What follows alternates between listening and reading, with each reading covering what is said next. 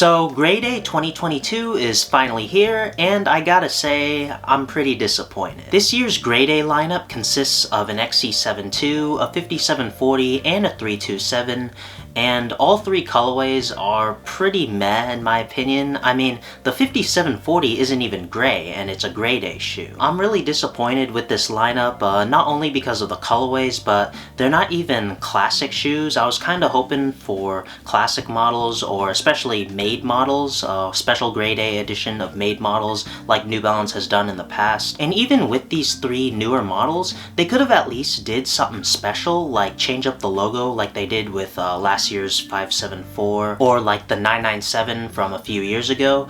Honestly, these three Grade A colorways are very underwhelming for me, and I was originally planning on making reviews on the Grade A releases this year, but when I finally saw what they were, I decided to make a video on my favorite gray New Balance pairs in my collection. I'll begin with the non-made models, and then I'll end off the video with all of my special gray made models. First up is last year's 574 Unending. This was part of 2021's Grade A, and what I really like about it is the removal of the N logo, hence the name Unending. I thought it was a really interesting touch. I also liked the special age details around the shoe, and I was really impressed with the quality. It's obviously not a made model, but the suede felt really soft to the touch, and it felt like it had an overall solid build, and I really liked the addition of the New Balance spellout embroidered on the medial side of the shoe. Next up is another 574, this time in the Marblehead and Incense colorway. This colorway is basically the same colorway as the first three Teddy 16 pairs. I mean, those three pairs are also called Marblehead and Incense colorways. It's almost like maybe Teddy had a set in this pair. Obviously, it isn't made in USA, nor is it officially part of that pack, but it is basically the same colorway as those three pairs, which is why I was really drawn to this pair, and I knew I had to cop, especially for only $90 off of NewBalance.com with free shipping. The suede quality is amazing. It's even better than that Unending 574's quality.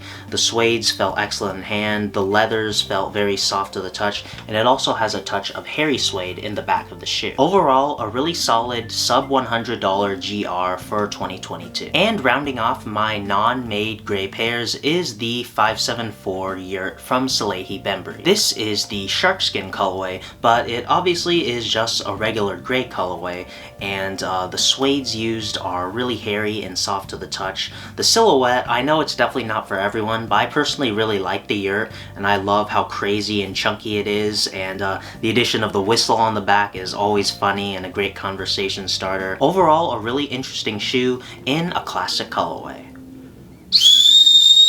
And starting off my made gray pairs is the 990V1 version series. This 990V1 is a special version edition of the classic gray 990V1 with some small red branding and the version 1 tag on the lateral side of the shoe. This was released in conjunction with a version series V2, V3, and V4. They haven't released the version series V5 yet. I think they're going to release that when the V6 eventually comes out officially, but right now I only have the version series V1 pair. I managed to get these for retail from my local boutique, and I'm really satisfied with the quality of the shoe, and this pair really made me appreciate how far the 990 series has come and how the V1 still holds up 4 decades later. And next up is my OG pair of gray 992s. This pair unfortunately isn't really wearable anymore. As you can see, the midsole is cracked, it's very aged, it's more of a collector's piece now, but the 992 is definitely one of my favorite New Balance silhouettes of all time,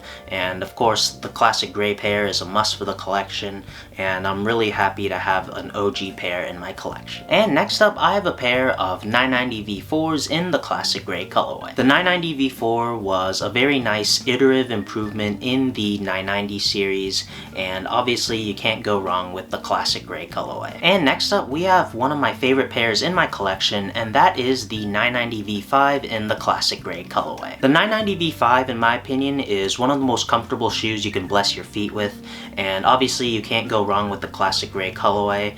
And honestly, I'm not too sure if I like the V5 or the V6 better.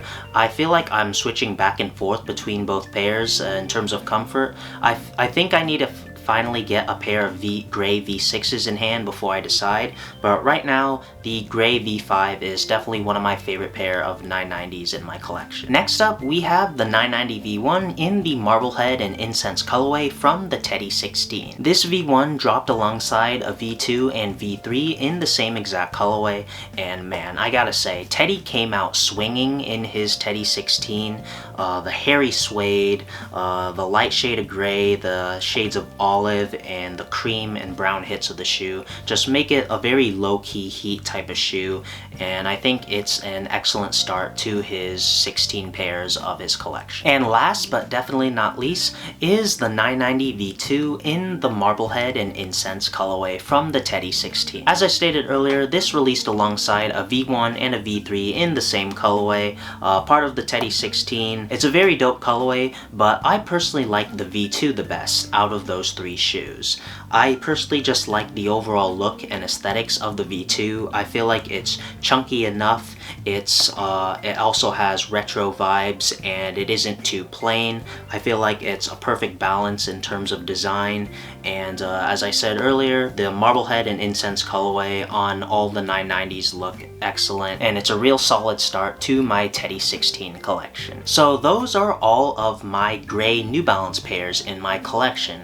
What do you guys think of my collection? Is there a gray New Balance I should add to my collection? And also let me know what you guys think of this year's Grade A lineup. As I said earlier in the video, I personally think it's very underwhelming and a little disappointing, but hey, maybe some of you guys like them. Let me know what you like about them if you do, or if you don't like them, let me know down in the comments. So that's gonna do it for this video. Like and subscribe if you enjoyed. Follow me on my socials. Thank you to all my Patreon backers. Check out the Intelligent site for more New Balance guides and content, and I'll catch you guys in the next one.